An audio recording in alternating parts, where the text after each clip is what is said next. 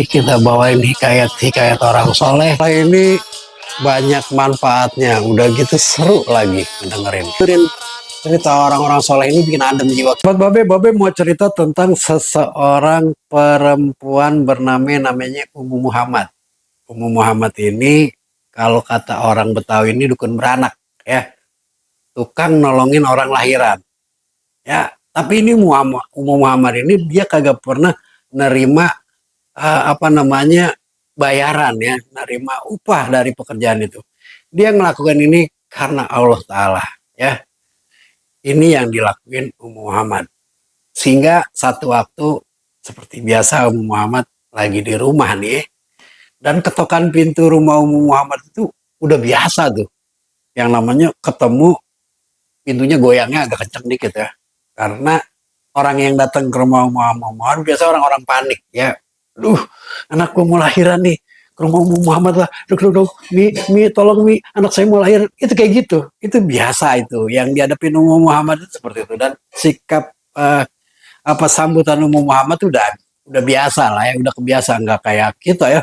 Begitu kalau ada orang ke rumah kita, bang, mbak, buka pintu, tolong bang, anak saya mau ngelahirin. Lah kita mau gimana? Paling kita nyamber apa ya kira-kira? Kita mau ngapain? Udah pikiran kita juga pasti ikut kosong. Tapi nggak begitu sama Muhammad. Dia begitu ketemu ada orang datang ke rumahnya, ngedor-dor itu, biar kata itu pintu udah mau rubuh juga, Muhammad mah tenang aja, ya, tenang aja dia ngadepin yang seperti itu. Muhammad ini udah biasa kayak gitu. Nah ini datang nih seorang perempuan tua, yang jelas perempuan tua karena ini anaknya yang mau ngelahirin nih. Tok, dibuka pintunya dan dia ketemu dah tuh sama Muhammad. Mi, tolong Mi, anak saya mau ngelahirin. Ya udah, saya ngambil barang-barang saya dulu lah, kata Umi Muhammad. Paling itu aja yang diucapin nama Muhammad ini. Muhammad ini, nah, lahir sama meninggalnya ini nggak diketahuin, ya, maksudnya nggak ditulis dalam sejarahnya. Cuman yang jelas dia meninggal pada tahun 615 Hijriah, itu eh, setengah abad setelah Nabi hijrah, ya. Setengah abad, ya, setengah abad lebih, 100 hari, 100 tahun, 15 tahun, 115 tahun. Sobat Babe, jadi udah ada tuh berangkat tuh yang namanya emaknya, seorang perempuan agak tua ini, dan Ummu Muhammad ngikutin di belakangnya. Maka sampai di depan rumahnya dia, yang namanya jalan menuju rumahnya, pasti nggak tahu jalannya keburu-buru, sambil ngangkat kain apa bagaimana, yang jelas itu nyampe aja, ya. Dibukalah pintu, ya, pintu rumah yang sangat sederhana. Udah kelihatan itu, kita ngebayangin, ya, mana itu dia tinggal cuma berdua-duangan. Nah pas emaknya pergi minta pertolongan sama Muhammad, itu anak sendirian, mules mau ngelahirin, kira-kira bagaimana tuh, kebayang gak gitu? Jangan dibayangin tuh, ya, soalnya rada ngeri-ngeri sedap, ya. Kalau sekarang mah kita nungguin nganter bini ke rumah sakit, di dalam rumah sakit itu udah ada yang udah ada perawat yang nanganin, ya. Ini kagak nih, emaknya ninggalin anaknya sendiri di rumah, emaknya pergi ke rumah dukun beranak. Nah, kebayang dah tuh bagaimana perjalanan emaknya dari rumah dukun beranak ke rumahnya. Pasti kalau kata orang Betawi pasti kebeje-beje dah tuh, ya, kebeje-beje dah tuh, ya, lari dah tuh, udah ketemu. Nah ini Ummu Muhammad sampai miris kesianan nama ini, emak sama anak. Tapi ini emak sama anak ini belum cerita apa-apa sih, cuman pokoknya yang penting Muhammad itu udah deh tuh fokus aja tuh ngurusin itu perempuan yang mau ngelahirin, dan alhamdulillah lahir.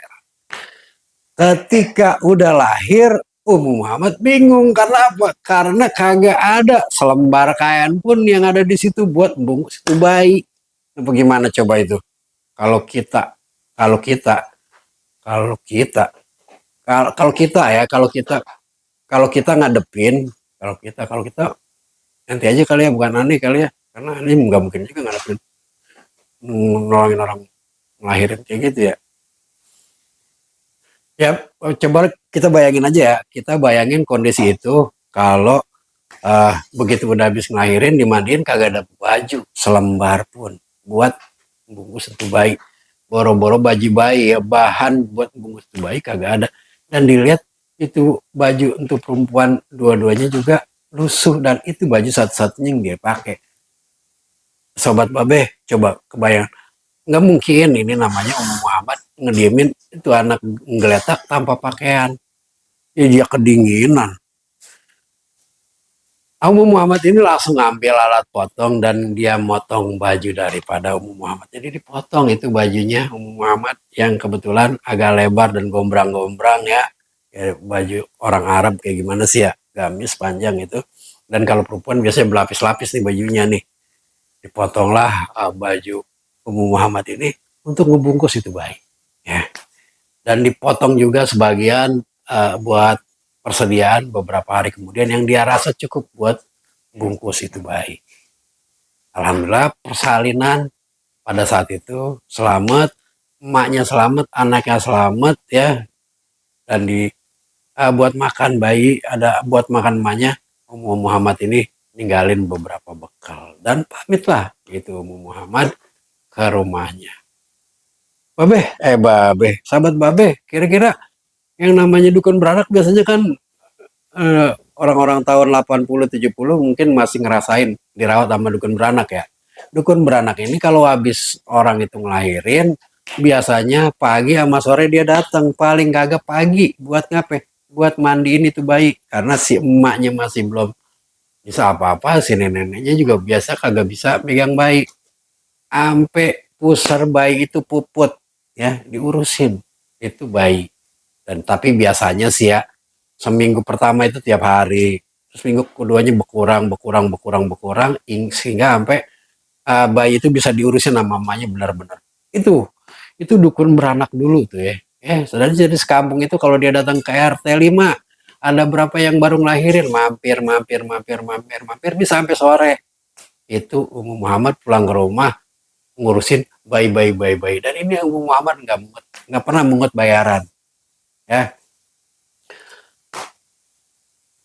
seiring waktu nih ya, udah jarang-jarang nih Muhammad ke sono ya, bayinya udah bisa dipegang sama emaknya, mungkin neneknya juga udah bisa ngurusin bayinya. Dan sepanjang waktu itu Ummu Muhammad baru tahu bahwa kalau lelaki bapaknya ini anak itu pergi berperang ya, pergi berperang. Dan banyak cerita dari kawan-kawan yang temen bapaknya ini, babenya ini anak suaminya daripada anaknya emak tua tadi itu, apalagi itu kira-kira ya, bapaknya ini anak, suaminya daripada emak itu anak tadi ya, pokoknya lengkap lah begitu. Itu pergi peperang, dan dia temen-temennya bilang, ada yang bilang si babenya ini meninggal, ada yang bilang babenya masih hidup ya. Nggak tahu dah tuh beritanya kayak gimana. Muhammad nggak terlalu peduli sama itu, yang penting dia peduli bahwa dia lagi ngurusin ini bayi bagaimana biar tambah sehat ya. Cerita punya cerita, lama berselang sekitar 2 minggu karena udah bisa dilepas, Ummu Muhammad datanglah ke rumah ini maknya, ke rumah nih bayi ya, yang di situ di dalamnya ada satu emaknya satu neneknya ya. Muter-muter itu gue cerita. Kaget nih Ummu Muhammad hari itu karena keadaan rumahnya ini baik ya, udah dicat. Kalau kata sekarang, orang sekarang kayak mau lebaran ya, udah dicat ya, yang tadinya kagak ada makanan di meja sekarang udah ada makanan. Ngelihat bayinya udah pakai pakaian, baju oroknya udah cakep, udah, kalau sekarang mereknya apa ya, pokoknya begitu dah ya. Emaknya juga udah kelihatan pakai uh, jubah, pakai jilbab yang baru udah tuh ya, cakep dah kelihatannya ya, nggak kayak kemarin-kemarin lusuh apa adanya. Ummu Muhammad ini nggak nanya banyak ya, yang penting dia ngurusin bayinya, mijitin, memborehin minyak ya, memborehin minyak biar nih bayi sehat. Agak berapa lama beklebat ada sosok laki-laki di rumah itu, dan sosok laki-laki ini langsung sungkem, cium tangan, meluk daripada Ummu Muhammad ini. Lu siapa Tong? Kata Ummu Muhammad pada ini anak laki-laki. Mak, kalau tahu ini sama tukang urut kan biasanya manggil emak atau nya ya. Mak, kenalin, Aye babenya ini baik. Alhamdulillah, aye baru pulang berperang dan ada beberapa rezeki yang bisa aye bawa pulang, ya bisa lah ngebenahin ini rumah, beliin baju anak dan makanan. Alhamdulillah mah. Cerita ada tuh ya, cerita ada tuh bagaimana proses kelahiran, campur sama neneknya, sama sama ini, ibunya ya, ibunya ini bayi ya. Kita bisa kebayang tuh ya, diceritain dari awal, biar kata cerita itu berulang-ulang didengarin sama si papihnya babinya ini anak ya, pasti nggak bakalan bosan-bosan, karena pada saat itu tambah sumber satu lagi nih yang nyeritain bagaimana peristiwa kelahiran itu anak ya. Itu si bapaknya sampai apa namanya, keluar air mata kesedihan lah ya, dengerin cerita daripada tiga orang itu cerita bagaimana nyeritain itu baik. Abang Po cerita punya cerita ini, Muhammad mau pamit. Po, kalau manggil Po itu berarti ke neneknya yang itu baik. Dek, adek berarti nih ke emaknya. Dek, terus bang apa-apa nih pokoknya nih ya bang. Ya udah, alhamdulillah udah selamat, abang juga udah bisa kumpul di rumah. Ayo mau pamit nih, kebetulan ayo juga ada beberapa rumah yang kudu ayo urusin. Ada jadwalnya kecatet ya. Kagak pakai sekretaris nih, apa namanya, Muhammad tinggal pakai perawat lagi. Dia inget semuanya ya, dia sendiri dia jalan. Karena dia ini kagak mungut bayaran.